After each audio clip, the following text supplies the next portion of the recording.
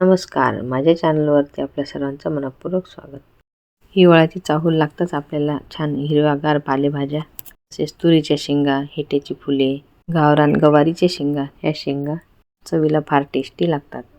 तसेच वालाच्या शेंगा, हिरवागार असा वाटाणा, हरभरा, गाजर, काकडी आणि तसेच हिवाळ्यात छान असे कोवळे पांढरे शुभ्र मुळे सुद्धा असतात. अशी संपूर्ण भाज्यांची रेलचेल असते ती सगळी हिवाळ्यामध्ये.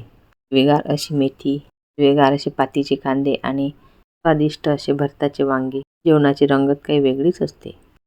त्यातीलच आज आपण हिरव्यागार अशा तुरीच्या शेंगांचे दाणे काढणार आहोत आणि त्यापासून आमटी बनवणार आहोत. चला तर यासाठी आपण इथे शेंगा घेतलेले आहेत, त्याचे छान असे दाणे काढून झालेले आहेत. आता ते तव्यावर छान भाजून घ्यायचे. भाजलेली हिरवी मिरची, लसूण आणि कोथिंबीर.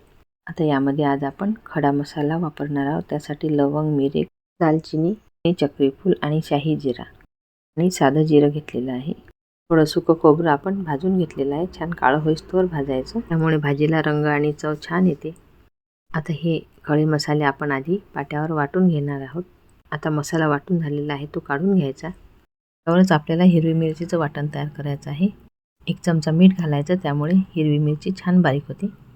हिरवी मिरचीचं वाटण हवं तेवढं ठेवायचं आणि बाकीचं काढून घ्यायचं. यामध्येच आपल्याला खडा मसालासुद्धा वाटून एकत्र करून घ्यायचा आहे. असं छान एकजीव झालेलं वाटण आपण काढून घेणार आहोत. भाजलेले तुरीचे दाणेसुद्धा आपल्याला पाट्यावरती थोडं थोडं पाणी घालत वाटून घ्यायचे आहेत. पाट्यावर दाणे वाटून घेतल्यामुळे भाजीला छान चव येते, शिवाय एकसंधपणा राहतो आणि पाणी सुटल्यासारखी भाजीसुद्धा होत नाही. पातेलं तापवायला ठेवलेलं आहे, त्यामध्ये तेल घालायचं, मोहरी आणि जिरे घालायचं, तयार केलेलं वाटण घालायचं. यामध्ये कडीलिंबाचे पाणीसुद्धा घालू शकता. वाटण घालून झाल्यानंतर थोडी हळद घालायची. आता हिरव्यागार अशी कांद्याची पत्ती आपल्याला चिरून घालायची आहे. तुम्ही यामध्ये मेथीची भाजीसुद्धा घालू शकता. लाल टोमॅटो चिरून घातला तरी चालेल. आता यामध्ये घालायचं दाण्याचं वाटण, थोडं परतायचं आणि त्यामध्ये गरम पाणी घालायचं. आता हे तुरीचे दाणे थोडे आबडधोबड वाटायचे आणि सर्व वाटण असंच तयार करून त्यामध्ये कापलेल्या वांग्याच्या फोडी घालायच्या आणि थोडं पाणी घालून शिजू द्यायच्या. सारखी 30 भाजी केल्यापेक्षा एखाद्या वेळी वांगी घालायची, एखाद्या वेळी टोमॅटो घालायचा, एखाद्या वेळी अख्खे हिरवे दाणे आणि त्यामध्ये वांगी घालून, वांगे, बटाटे किंवा मिक्स भाजी केली त्यामध्ये सुद्धा हे अख्खे दाणे घालून तुम्ही याची लाल मिरची पावडर वापरून भाजी बनवू शकता. वरण भातासोबत ती भाजी खूप छान लागते. आता यामध्ये आपल्या आवडीनुसार पाणी घालायचं. आपण आधी थोडी कोथिंबीर घातली होती. पाणी घालून झाल्यानंतर चवीनुसार मीठ घालायचं आणि छान उकळी येऊ द्यायची.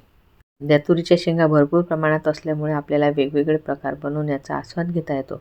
तसेच यापासून तुम्ही छान खमंग अशा खुसखुशीत कचोरीसुद्धा बनवू शकता, सुकी भाजीसुद्धा बनवू शकता, तसेच खरडासुद्धा बनवला जातो.